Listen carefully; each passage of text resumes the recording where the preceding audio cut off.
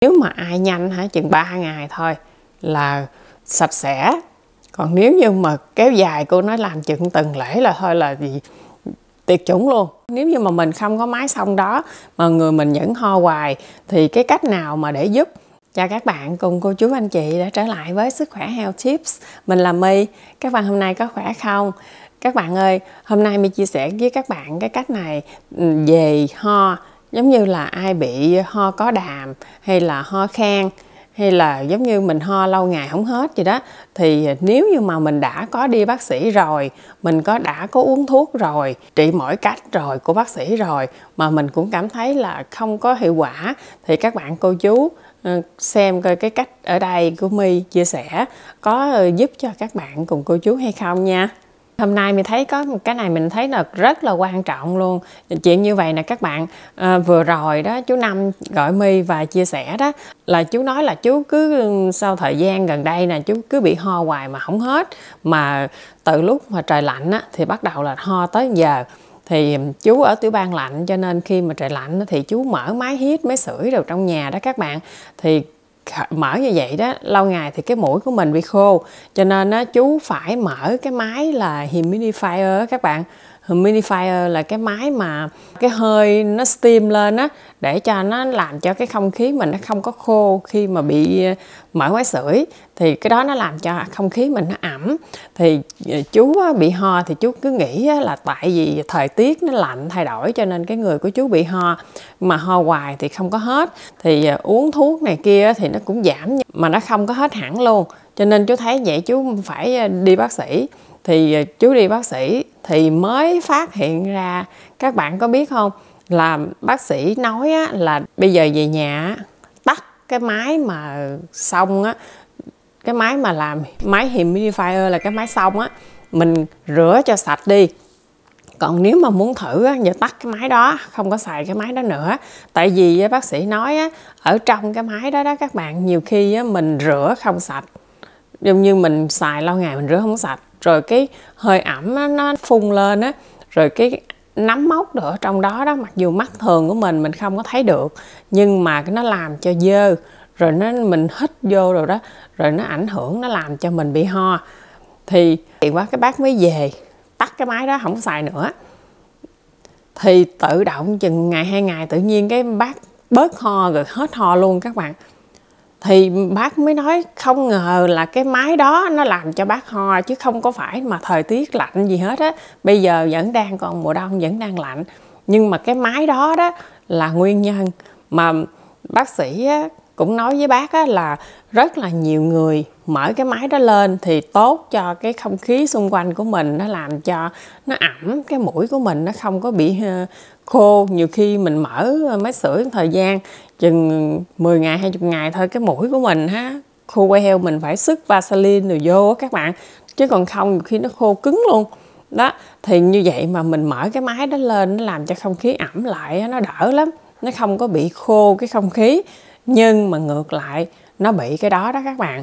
Thì bác nói sẵn bác coi video của My á, cái bác nhớ lại là My hay chia sẻ những cái kinh nghiệm trải qua mà mình cần biết đó các bạn.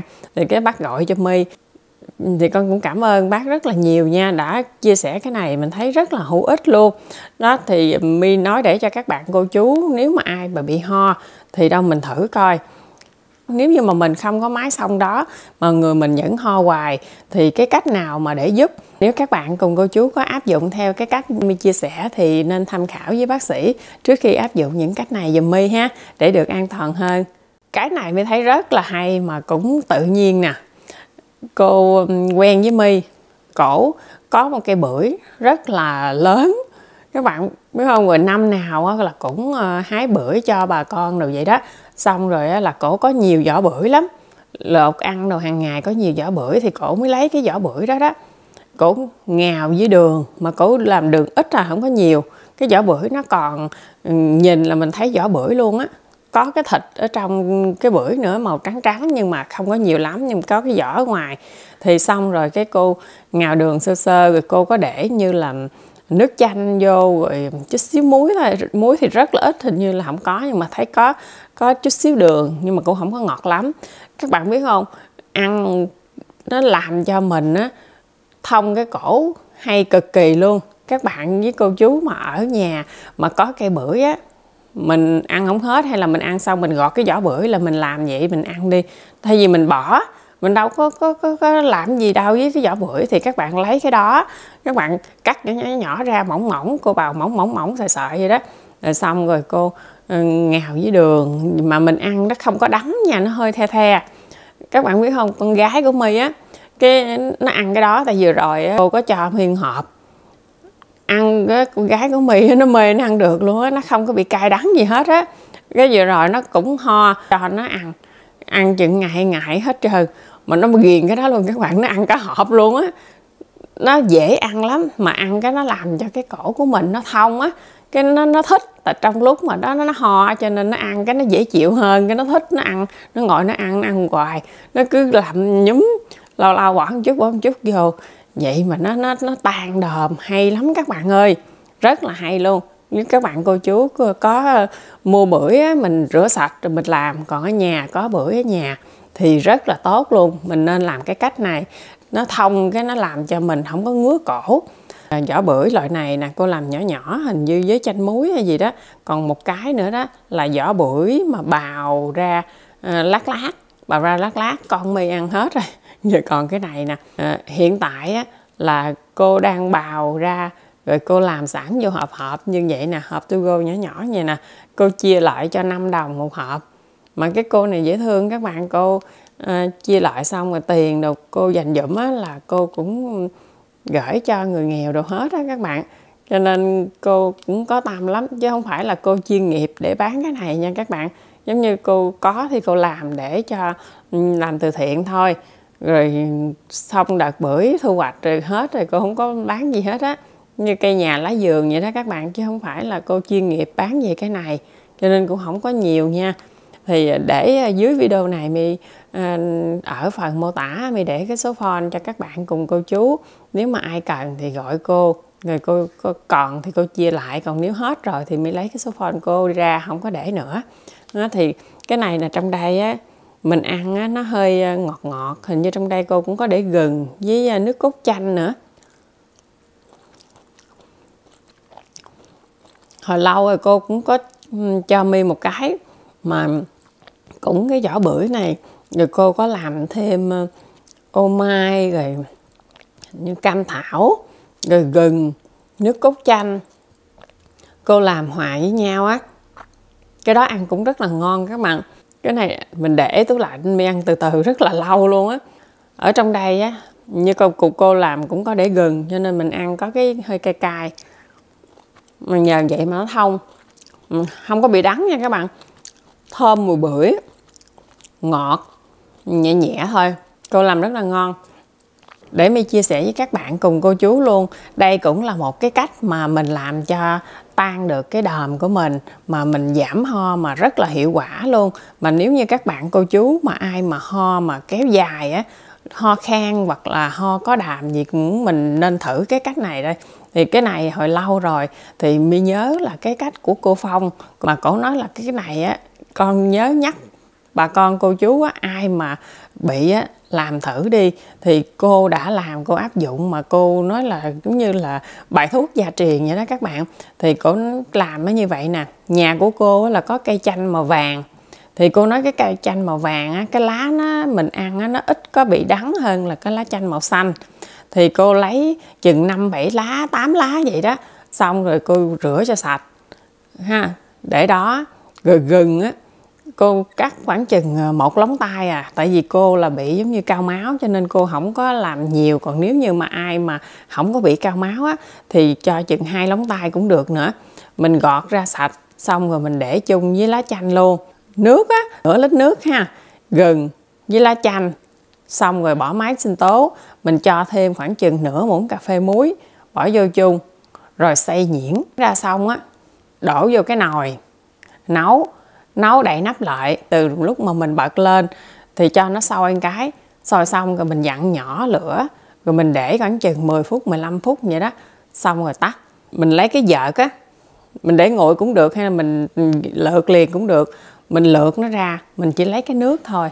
Rồi bắt đầu cô mới pha vô là khoảng chừng 1 tới 2 muỗng canh mật ong. Ai thích ngọt nhiều thì cho 2 muỗng canh mật ong cũng được, còn ít á, thì 1 muỗng canh mật ong thôi. Rồi xong rồi mình vắt miếng chanh vô. Miếng chanh thì cô nói vắt xong thì chắc cũng khoảng cỡ chừng nửa muỗng canh tới 1 muỗng canh vậy đó. Cô cứ vắt cái chanh vàng á, cô vắt vô vậy. Cô nói không có chua gì hết á, chanh vàng cỡ 1 muỗng canh cũng được, còn 2 muỗng canh cũng được nữa. Cô vắt vô xong rồi quậy đều lên, rồi cứ để đó lâu lâu nhớp một chút, khoảng chừng cô nói chừng 1/4 chén vậy đó, hoặc là ít hơn cũng được nữa, cứ lâu lâu nhớp một chút vậy đó, và làm cả ngày luôn thì hết cái nước đó. Còn nếu như mà ai muốn ít thì mình làm cái lượng ít lại thôi, rồi mình uống cả ngày, rồi ngày mai mình làm xiên mình làm lại một lần nữa. Cô nó làm nhanh lắm, không có gì hết á, mà rất là có hiệu quả luôn. Còn nếu như mà mình uống không hết, mình để tủ lạnh thì cô nói cũng được, nhưng mà cô thấy không có nên, tại vì mình cần cái tinh dầu rồi đó, cho nên mình uống trong ngày thôi, qua ngày mai mình làm lại cái nữa. Thì cô nói nếu mà ai nhanh chừng 3 ngày thôi là sạch sẽ. Còn nếu như mà kéo dài, cô nói làm chừng tuần lễ là thôi là gì tiệt chủng luôn, là cái tiểu tiệt chủng là mới nhớ của cô luôn á. Cô nói đó thì các bạn cô chú làm thử coi, tại vì cô nói cái này là cái gia truyền của cô mà làm rất là hiệu quả. Mà cô nói giống như là cái ho đó, nó nhiều khi cứ lâu lâu cứ ho mà không có bị cái gì mà cũng ho. Thì cô nói cô cũng thử cách này cách kia, nhưng mà đây là cái cách cuối cùng mà cô đã tìm được, mà cô nói cũng có người quen bài cho cô, rồi cô thấy vậy hay quá thì cứ sau này thì cứ làm như vậy. Thì con cũng cảm ơn cô rất là nhiều nha.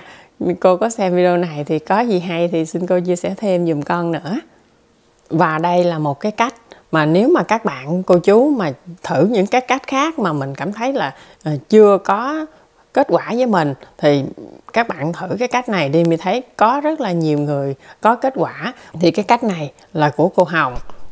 Cô nói á, mình lấy cái chén, xong á, trái tắc nào cũng được hết á, mình lấy 1 hoặc là 2 trái tắc thôi. Còn nếu như mà có cái hột tắc á thì tốt, cái hột tắc cũng được, còn không thì nguyên trái tắc luôn cũng được luôn. Thì khoảng 1 tới 2 trái tắc mình để vô cái chén. Xong á, nếu mà có chanh á thì mình lấy cái hột chanh thôi, khoảng chừng 5-7 hột, 10 hột chanh. Còn nếu mà không có thì thôi tắc không, nhưng mà có cái hột luôn. Mình bỏ một chút đường phèn vô, mình bỏ vô hấp cách thủy, hấp chừng nước nó sôi lên thì khoảng chừng 10 tới 15 phút vậy đó. Khi nó sôi xong á thì các bạn lấy cái đó mình uống, rồi cái hột tắc mình nhai luôn. Nhưng mà nó hơi khó, cho nên cô nói hấp xong á mình bỏ vô cái máy sinh tố, mình xay nhuyễn rồi mình uống. Thì uống một lần không nổi á thì mình để ra 2-3 lần mình uống.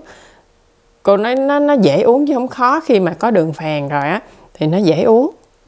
Cô nói nếu mà mình uống cái nước không mà giống như mình nhai mà mình không có xay sinh tố á, thì thường mình bỏ cái hột lại thì nó có vỏ tắc với cái nước tắc với đường phèn thôi thì nó có kết quả. Nó cũng giúp cho tan đờm rồi vậy, nhưng mà hiệu quả không có nhanh.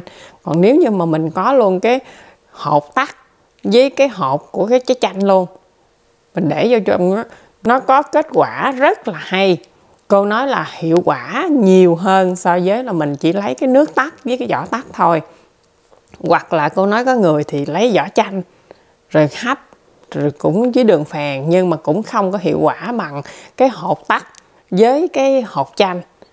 Đó các bạn, cái này là My chưa thử bao giờ, không biết hột chanh nó có đắng không, nhưng mà cô nói có đường phèn vô rồi. Thì hồi nãy quên hỏi cô là không biết có đắng không, nhưng mà nói chung là mình thử ít khoảng chừng 5-7 hột chanh, chục hột chanh tắc vậy đó chung, rồi mình xay nhuyễn rồi mình hấp lên rồi mình uống. Cô nói cái hột chanh với hột tắc á, nó làm cho tan đờm rất là hiệu quả, mà xong rồi tối mình ngủ mình cũng êm dịu thần kinh, dễ ngủ. Nói chung là nó cũng giúp cho cơ thể mình lắm các bạn. Đó thì đây cũng là một cái cách mà kinh nghiệm, cho nên các bạn cô chú thử mình áp dụng ha. Bỏ vô máy sinh tố xay thì dễ uống hơn, dễ ăn hơn. Rồi mình ực cái là xong à. Đó thì xong rồi mình uống nước ấm lại. Thì con cũng cảm ơn cô Hồng rất là nhiều, và My cũng mong cho các bạn cùng cô chú có kết quả với cái cách của cô Hồng này nha. Các bạn biết không, ho của My hồi đó mà My ho mà giống như là cổ mà đau luôn á các bạn, đau cứng luôn á. Có lần bị nhiều lắm. Các bạn biết hả, cái lá mà tầng về lá đó, My hái vô, mình rửa sạch, xong rồi mình chấm với một chút muối, mà muối biển á, mình bỏ vô miệng mình nhai. Là cái đó là My thấy là kết quả rất là hay luôn. Hay cực kỳ luôn á. Ai mà có trồng cây tầng về lá là biết á, người ta còn gọi là cây húng chanh. Các bạn cô chú nếu mà chưa có cây đó thì mình nên kiếm cây đó trồng. Tới mùa xuân á, thì các anh chị bán cây ở nursery á, là bán chừng 5-7 đồng cây thôi, một bụi vậy đó. Thì mình mua về là mình trồng ở Cali là sống quanh năm luôn. Hè thì nhiều mà mùa đông á, thì ít lại bớt, giống như nó không có phát triển. Nhưng mà ở Cali thấy cũng không có bị chết. Bạn nhai xong ha, là cái đàm cổ á, là nó chạy xuống hết trơn à. Nhưng mà cái đó nhiều khi á, nó hơi khó ăn, cho nên nhiều cô chú anh chị sợ đắng đồ đó, sợ cay cay đồ á, không có chịu nó. Cái vị nó có đắng chút xíu mà nó hơi chua chua chút xíu nữa. Cái lợi ích của cái tầng về lá đó các bạn, của người nước ngoài á, người ta ghi rất là nhiều ở trên Google á, các bạn cô chú vô mà đọc, nó có nhiều vitamin C lắm luôn, và nó cũng sát trùng cổ đồ luôn. Cho nên chính vì vậy đó mà mình ăn vô á, là nó làm cho cái cổ mình giống như nó sạch vậy các bạn. Cho nên nhờ vậy mà nó cũng tan đờm, mà nó không biết, nó cũng có cái dược thảo chút chút. Cho nên khi mà mình ăn vô á, là nó làm cho nhẹ cái đờm của mình, mà cái cổ họng của mình nó không có bị đau. Hồi đó mới bị một lần, mới nhớ mình ăn nó là thôi như là số 1 luôn á, hay hơn là mình ngậm kẹo đồ ha, là chứ nó không có đỡ. Mà cái đó mình nhai vô là nó đỡ ngứa, đỡ ho liền à. Cái đó đó, cái tầng về lá đó, là hồi đó mới có chị bạn, chị nói là cái bụng chị cũng hơi to to đó các bạn. Chị uống cái nước tầng về lá đó đó, chị lấy chừng 1 nắm vậy đó, chị xay sinh tố, xong rồi chị uống. Chị nói nó hiệu quả, làm cho cái bụng nó thon lại bớt, rất là hiệu quả luôn các bạn. Thì cái nhà chị á, trồng tầng về lá rất là nhiều luôn. Lâu lâu đó là chị bẻ vô xay sinh tố, cả nhà uống luôn. Chị nói uống vậy á, lâu lâu uống lần nó cũng tốt lắm. Uống dụ như mình xay cả nhà xong rồi ngượng chút vậy thôi, chứ không có cần nhiều. Nhưng mà chị nói uống cái đó vô lâu lâu á, nó thanh lọc cơ thể luôn nữa.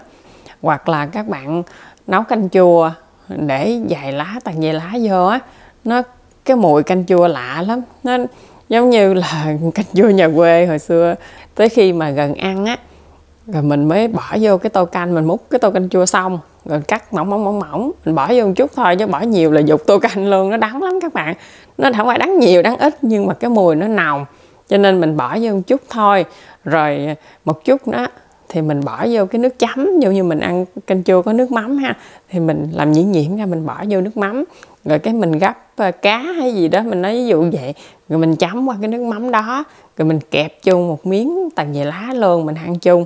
Thì nó làm cho cái hương vị nó thơm, mà nó tăng lên giống như hương vị nhà quê. Ai mà có ăn cái lá đó rồi là mình mới biết được là nó rất là ngon. Ngứa cổ rồi đó, làm viêm họng nữa thì rất là hiệu quả. Nhiều khi mà mình bị ho rồi đó các bạn, ho đau cổ rồi đó, với sổ mũi rồi, người ta có một cái loại mà giống như là mình xịt vô lỗ mũi, như là rửa cái lỗ mũi mình á, thì cái đó là cũng rất là giúp cho ai mà bị viêm mũi, rồi bị dị ứng, rồi ho thì cũng giúp luôn nữa. Thì các bạn cô chú xem, nếu mà mình làm cái cách này không hết thì mình cũng có thể là tham khảo với bác sĩ để mình làm cái cách khác. Nhưng mà mình tìm cái nào mà tự nhiên á thì tốt hơn cho cơ thể của mình nha. Các bạn biết không, cô này cô làm cái vỏ bưởi này, mình cứ ngồi mà rảnh ăn hoài à. Bưởi á các bạn, năm nào cô cũng trồng rất là nhiều trái lắm, cho bà con đồ đủ thứ. Cô nói năm nay á, bưởi á, không biết thời tiết làm sao á các bạn, trồng quá chừng trái luôn. Cô nói là có thể là cô không có lặt trái, cho nên cô giữ trái nhiêu cô giữ hết, nó ra quá chừng trái luôn, quằn cây luôn. Mà các bạn biết có cái điều lạ không biết ai có bị giống cô không? Năm nay á, nhìn cái bưởi đẹp mà ở trong cắt ra không có ruột các bạn. Thời tiết làm sao không biết nữa. Mà cái trái năm nay nó hơi nhỏ hơn năm ngoái và không có ruột. Có thể là lạnh quá hay là sao không biết, nhưng mà năm nay á, trái bưởi ở trong á, là ruột trắng thôi, không có ruột gì hết. Các bạn cô chú có bị vậy bao giờ chưa? Cho nên cô nói là chỉ có làm cái mứt hay là làm gì thôi chứ bỏ thì uổng, mà ăn thì lấy gì ăn, không có ruột lấy gì ăn. Các bạn thấy ngộ chưa? Trồng bưởi mà không có ruột, chưa có thấy bao giờ, mới chưa nghe bao giờ, mà chỉ có năm nay á, nghe cô nói như vậy đó. Thì các bạn thấy, bởi vì nhiều khi mình trồng cây á, mà thời tiết lạnh á, nó cũng bị ảnh hưởng năm thu hoạch của mình lắm các bạn ơi. Giống như năm nay là My thấy là mãng cầu á, thì nhà My á, năm nay trái á, nó đậu trễ hơn cả tháng mấy 2 tháng vậy đó mới đậu trái nhiều đó. Thì thời tiết nó làm rồi lạnh á, nó cũng bị ảnh hưởng trái cây, nhiều khi mình ăn nó không có được ngọt nhiều như là mấy năm mà trời nắng nhiều đó. Mình trồng cây nhiều khi mình cũng phải biết những cái đó. Bây giờ đang mùa lạnh rồi mà đang giống như là lạnh rất là nhiều á, cho nên các bạn cô chú những cái cây nào mà sợ lạnh á, mình nhớ cũng che lại rồi cho kỹ, chứ để thôi mà lạnh nhiều quá là coi như những cái cây nó kéo dài không chịu nổi á, là nó sẽ chết á. Nhất là ví dụ như những cây lá cách đi ha. Lá cách hồi đó mình trồng cái cây cũng to lắm rồi nha, lá cách Việt Nam rất là thơm chứ không phải loại lá cách thường đâu, mà cây bự rồi đó, mấy năm trời chịu lạnh là được hết. Mà có cái năm đó đó tới tháng 2 luôn mà nó vẫn còn chịu được. Mình nghĩ là coi như xong, nhưng mà chưa đâu. Không ngờ là tới tháng 3, tháng 4 nó mới chết các bạn. Giống như nó lạnh mà nó kéo dài quá luôn á, cái nó chịu không nổi thì nó mới chết. Mình tức dễ sợ luôn á. Cho nên các bạn cô chú kỹ, như cây nào mà sợ lạnh quá đó, mình trùm cái bịch lên cho nó bớt, để cho nó ấm bớt. Có nhiều cô chú cũng làm theo cái cách mà giảm ho đó các bạn, là chỉ cần làm nhanh lắm. Giống như là mình lấy ly nước ấm ha, xong rồi trà gừng á, gừng mình làm trà đó các bạn, mình bỏ vô ha, xong rồi cho chút mật ong vô, quậy đều lên uống, thì nó cũng làm cho mình tan đờm đồ đỡ. Còn hồi lâu rồi mới nhớ ở bên Việt Nam á, người ta nói là mình mua cái hộp mà ô mai đó các bạn, xong rồi về người ta lấy đó ra, người ta ngậm, người ta ăn từ từ, thì nó cũng làm cho thông cổ mà đỡ lắm, giống như nó hay. Thì cái đó cũng là một cái cách mà giảm được đau cổ ho. Và theo bên đông y á các bạn, thì thầy Đỗ Đức Ngọc cũng đã chia sẻ đó, nếu mà các bạn cô chú mà lớn tuổi á, mà mình uống sữa nhiều á, thì nó cũng khó tiêu rồi đó, nó cũng làm thành đờm nhiều, cho nên mình dễ bị có đàm. Hoặc là uống nước cam nhiều quá đó, nó cũng làm cho có đàm. Thì My không biết có đúng không, nhưng mà các bạn để ý cơ thể mình coi, nếu mà mình đang có như vậy thì mình ngưng thử coi mình có bớt không nha. My xin dừng ở đây ha. My cũng cảm ơn các bạn cùng cô chú đã xem đến hết video này luôn. Nếu như có cái cách gì hay hơn thì xin các bạn cùng cô chú chia sẻ thêm giùm My dưới video này ha. My cảm ơn rất là nhiều. My cũng mong cho các bạn cùng cô chú, nếu những ai đang có thì cũng mau được hết bệnh. My chào tạm biệt nha. Bye bye.